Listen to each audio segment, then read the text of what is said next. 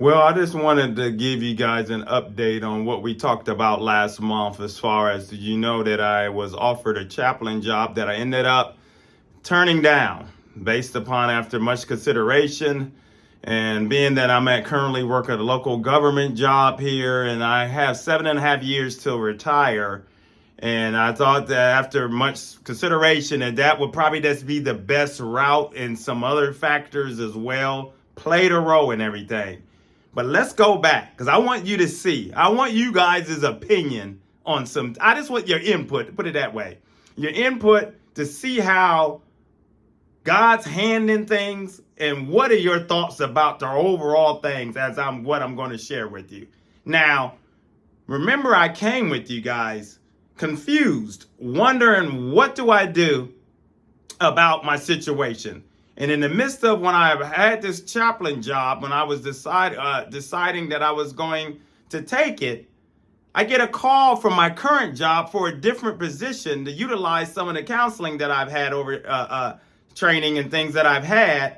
I think it was community coordinator position. So basically I would go out with the fire department or police department in situations and deal with people under stress or just connecting people with community resources and things like that. And I ended up getting a call for an interview for this job. And it was 6 people that they were had, candidates, and then they needed to narrow things down. And many of you said, well, maybe if you could stay with your current job, and you can shift over to that'll get you out of night shift and you can ride on into the sunset with the new position and things. So the interview happened prior to going on vacation and things. It happened. And here's what happened. So I first asked the chaplain job. I tried to buy some time because I didn't say this in the last message. I tried to buy some time to see what was going to happen with the community coordinator position at my current job. And I asked the director there at the agency there for the chaplain job, the manager, I said, can I start June 26th, which will be, this upcoming Monday or so. She really wanted me to start June 12th because they were just that. But I told her, can I start June 26th? I said, I need, I need this other particular day in August for my daughter to move her in for college. And I think that was the 2 things. And I said, I want to run some numbers and I'll get back with you. She come back and says, well, we can't hold that position until the 26th because it's not, we have other candidates or whatever. And if we hold it that long, and then you decide you don't want it or something, then we got to start the process all over again. Now that happened somewhere it was going into the end of May. It was going before Memorial Day. So it was going into May. And she said no. So at that point, that's after I said, well, that's probably my cue on that, which you don't want to wait till the 26th. I've been at my job 17 years, and I'm not going to just give them just this, even a 2-week notice. And we talked about that when I told them that I just didn't want to give them such a short notice, being that I'm in a leadership position, 2 weeks or so. And I felt like, unless you're a couple of weeks or a week or so, 3 weeks, 3.5 weeks wouldn't hurt. But she didn't want to do that.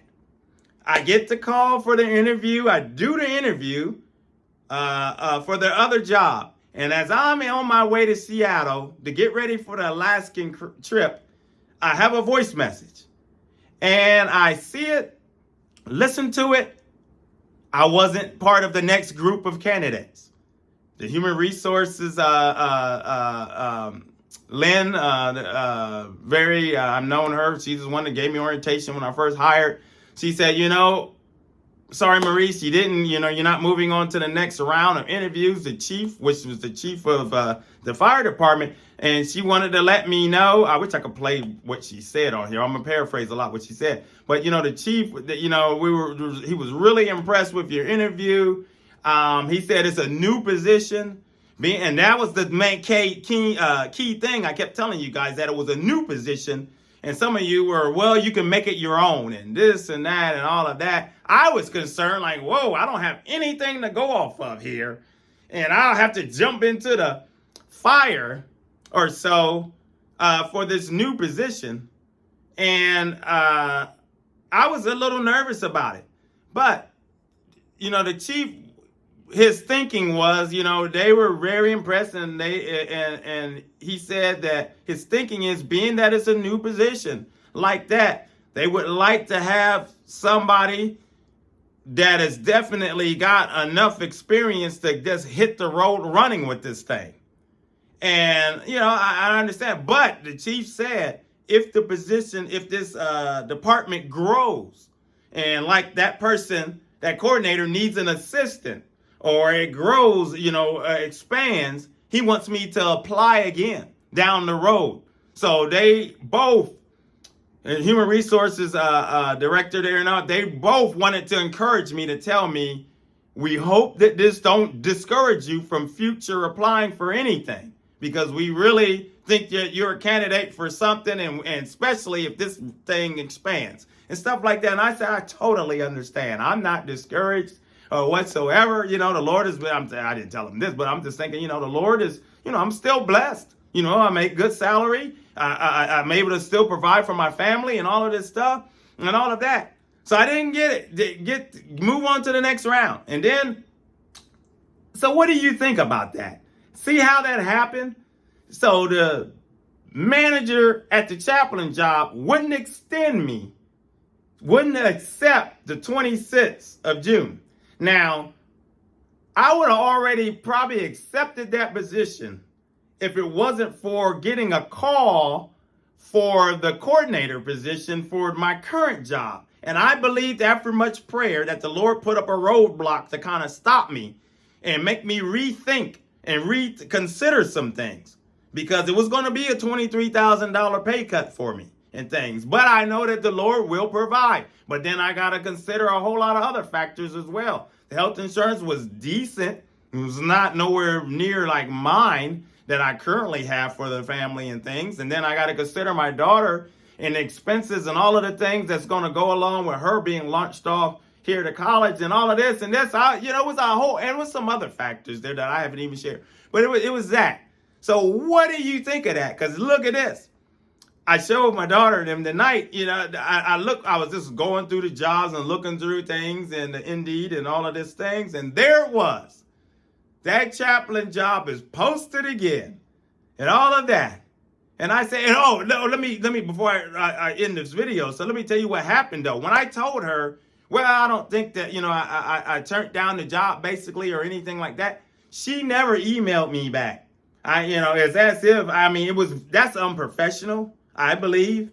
I've never encountered, I always, when you interview or things, I believe that, sometimes you just may not, but I believe that it wasn't like there's thousands of employees and they're just so overwhelmed and stuff. She didn't respond and say nothing. Like, well, can you give me a reason why? Or I understand. I remember when I was going to go to another local government that's up the road here, and I was trying to get them, they were unionized, and I was trying to get them to move me to the next couple of steps up because of my experience. But, and if you understand the union, the way things go, and the steps and all of this stuff, it's a very, I can't get into it, but basically you can't go from step 1 to 5 stuff when you got people that's already been there. Typically the city manager, he could sign off, I think maybe on a step or 2 is what she told me. And I told her, I'm sorry, I won't be able to take that. And, and she understood. She responds back.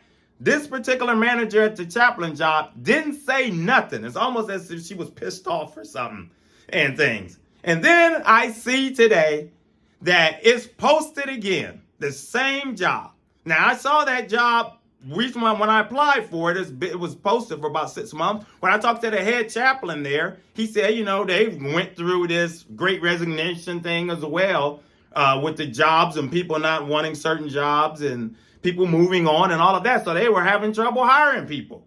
And I just thought, to myself, like, She even though there was no negotiation. What I was just thinking was, what if she would have, let's just say, I don't know, well, you guys give me input on this. I was just thinking, like, no feedback, nothing from her, but what if she would have said, well, what's the reason why that you think that you don't want the job? Or is there something, is it the pay, or is it something we can do? Some type of negotiation or anything.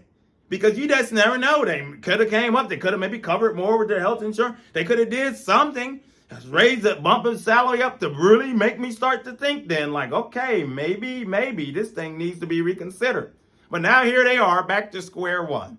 So that's what where it's posted again. And I just, I don't know. The Lord, for me, the journey continues on.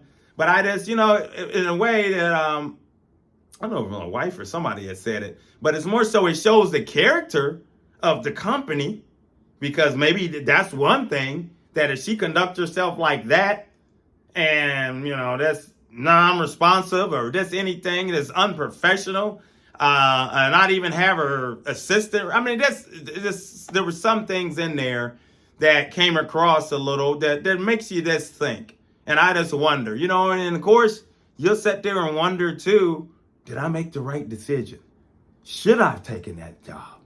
Whatever. And I have to make sure I stay in tune with the Lord, because, the devil, he's going to whisper. He's going to say little things. He's going to make you doubt, make you question. He'll do all of that and stuff. So, I believed at the time when I made the decision. But as you see it all in the big picture now with everything I told you, give me your input. Let me know what you guys think. Give me your thoughts on everything. What you see looking from a distance, from afar, from what I share with you. What do you see spiritually? It's a lesson for all of us. We all can, whether, any of you might be experiencing something, whether it's something where you got to make a decision, or whether it don't have to be job, just any type of decision. But to be able to look at it from the angles. And that's why I tossed it out there to many of you, because I know many of you are strong and mighty and been walking with the Lord for quite a while. And I don't have a problem sharing certain things like that. So, hey, thanks for everything you said. Thanks for the advice when you gave it to me. Thanks for everything else. And thanks for listening. Back on to false prophets and teachers and all of that. We'll get back to that and begin to continue to tackle them and talk about all the issues the church run away from, punch Satan right in between the chops. Evangelism for God is the channel. If you're new, consider subscribing, hit like, coming along for the journey. My name is Maurice Braxton. Until the next video, take care. God bless.